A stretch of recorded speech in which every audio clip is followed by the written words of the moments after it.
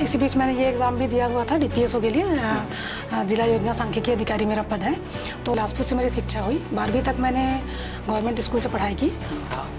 मैंने पीजी के बाद प्राइवेट कॉलेज में पढ़ाना शुरू कर दिया था।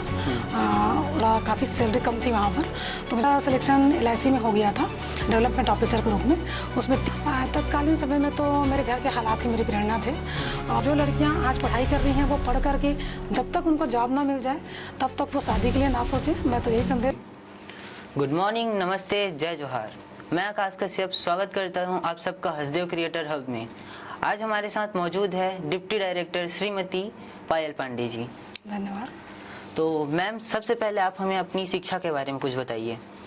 मेरी शिक्षा, मैं बिलासपुर से हूँ, तो बिलासपुर से मेरी शिक्षा हुई। 12वीं तक मैंने गवर्नमेंट स्कूल से पढ़ाई की। उसके बाद फिर मैं गुरु घासीदास यूनिवर्सिटी से अपना बैचलर डिग्री किया। मैंने बैचलर ऑफ बिजनेस एडमिनिस्ट्रेशन का कोर्स किया। उसके बाद पीजी किया और पीजीडीसीए किया। तो मैम, आपके यहाँ तक के पहुँचने का सफ़र कैसा रहा? मैंने पीजी के बाद प्राइवेट कॉलेज में पढ़ाना शुरू कर दिया था। उसके बाद फिर काफ़ी 1-2 साल पढ़ाने के बाद मुझे ऐसा लगा कि प्राइवेट जॉब से थोड़ा काफ़ी सैलरी कम थी वहाँ पर, तो मुझे लगा कि इससे जीवन तो चलना मुश्किल है। तो मैंने पीएससी की तैयारी शुरू की। और इस बीच मैंने और भी कई जो गवर्नमेंट जॉब वैकेंसी आते रहती है उसमें फॉर्म भरा, एग्ज़ाम दिया। तो मेरा पहला सिलेक्शन एलआईसी में हो गया था डेवलपमेंट ऑफिसर के रूप में। उसमें 3 महीने करीब मैंने जॉब किया डेवलपमेंट ऑफिसर में। फिर मेरा सिलेक्शन फूड इंस्पेक्टर में हो गया। इसी बीच मैंने उसका भी एग्ज़ाम दिया था। करीब 1-1.5 साल मैं फूड इंस्पेक्टर रही। और इसी बीच मैंने ये एग्ज़ाम भी दिया हुआ था डीपीएसओ के लिए। जिला योजना सांख्यिकी अधिकारी मेरा पद है। तो इस पद में भी मेरा सिलेक्शन हो गया और फिर मैंने इसी को कंटिन्यू किया।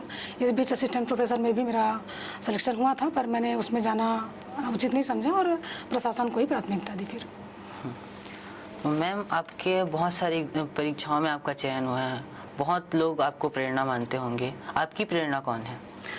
तत्कालीन समय में तो मेरे घर के हालात ही मेरी प्रेरणा थे। और लेकिन आज मुझे सुधा मूर्ति जी बहुत इंस्पायर करती हैं। जिस तरह से उन्होंने अपने घर के विरोध के बावजूद उस समय इंजीनियरिंग की पढ़ाई की, और ना सिर्फ पढ़ाई की बल्कि उसको अपने व्यवसाय में उपयोग भी किया। तो ये मुझे बहुत इंस्पायर करता है। तो मैं महिला दिवस के अवसर पर आप महिलाओं और लड़कियों को ऐसा क्या संदेश देना चाहेंगी? जैसा कि मैंने कहा कि सुधा मूर्ति जी मुझे काफ़ी इंस्पायर करती हैं। उसका कारण एक विशेष ये है कि हम महिलाओं को, लड़कियों को केवल डिग्री लेने की ही नहीं सोचनी चाहिए। जैसे आज के माता पिता सोचते हैं कि अच्छी पढ़ाई करा देते हैं, बीए एमए कर ले फिर शादी कर देंगे, शादी को करियर के रूप में चुनते हैं। और या फिर लड़के वाले भी ये सोचते हैं कि पढ़ी लिखी घरेलू लड़की आ जाए जो बच्चे को घर में पढ़ा दे या ग्रॉसरी ले आए मार्केट से। तो मुझे लगता है कि डिग्री केवल घर में रहने के लिए नहीं होनी चाहिए। अगर आप पीएचडी भी करके बैठे हैं घर में तो उसमें आपको सम्मान नहीं मिलेगा। अगर आपने डिग्री हासिल की है तो आप उससे आय कीजिए, कुछ अर्निंग कीजिए। जब तक आप आत्मनिर्भर नहीं बनते, महिलाएं या लड़कियां जब तक आत्मनिर्भर नहीं बनती हैं तब तक उनका सम्मान नहीं होता, ना ही समाज में ना ही परिवार में। तो जो लड़कियां आज पढ़ाई कर रही हैं वो पढ़ करके जब तक उनको जॉब ना मिल जाए तब तक वो शादी के लिए ना सोचें। मैं तो यही संदेश दूंगी। हो सकता है कुछ गलत हो, लेकिन और जो महिलाएं पहले पढ़ाई नहीं की हैं उनके पास भी बहुत सारे हुनर हैं। सिलाई कढ़ाई कर सकती हैं, ब्यूटी पार्लर खोल सकती हैं, घर में अचार पापड़ बनाते हैं, कुछ ना कुछ व्यवसाय करें, लेकिन अपनी अर्निंग जरूर करें। जब तक महिला आत्मनिर्भर नहीं बनेगी तब तक उसको सम्मान नहीं मिलेगा, ऐसा मुझे लगता है। मैम, बहुत बहुत धन्यवाद जो आपने अपना कीमती समय हमारे लिए निकाला, और महिला दिवस के अवसर पर आपको बहुत बहुत बधाई। बहुत धन्यवाद आपका, आपने मुझे यहाँ बुलाया, इतना सम्मान दिया। और मैं माननीय कलेक्टर महोदय का भी बहुत बहुत धन्यवाद दूंगी। उन्होंने इतना अच्छा स्टूडियो बनवाया है और जो आप युवाओं के लिए, महिलाओं के लिए, सभी के लिए बहुत अच्छा उपयोगी सिद्ध होगा, ऐसा मुझे लगता है। मैं कलेक्टर साहब को बहुत बहुत धन्यवाद देती हूँ इस स्टूडियो के लिए खासकर। धन्यवाद।